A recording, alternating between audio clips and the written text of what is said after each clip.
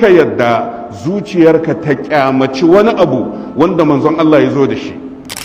wallahi ko da baka aikatawa ka yi addu'a Allah ka sa in iya riko da sunnar annabinka. Yanzu dai ban iya riƙewa ba, amma karka ji kyamata. Duk abin da aka ce maka sunnar manzon Allah ne, malami ya ce falhazara hazara, kai hattara, karka yadda kai faɗa da wannan sunna. Au taruddahu, ko ma a gaya maka sunnar annabi sai ka ce ƙarya ne, li ajli hawaka, saboda son rai, saboda wannan sunna ta saba ma abin da ranka yake so. Au intisaran li mazhabika, ko saboda zaka taimaka ma ɗariƙarka, tafarkin da ka zaɓa sai ya zamanto wannan hadisin ya saba ma tafarkin naka, don haka zaka yi faɗa da wannan hadisi.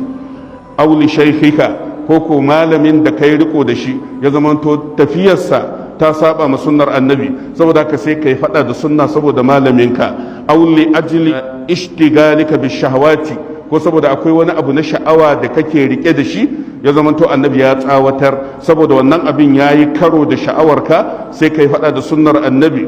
Awi duniya, ko saboda duniya tana gabanka ya zamanto annabi ya tsawatar sai ka ji baka son annabi, ya ce ka kiyaye, kar ka yadda kin annabi ya shiga zuciyarka.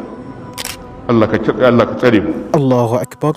Sai mun haɗu a bidiyo na gaba. Wassalamu alaikum wa rahmatullahi wa barakatuh.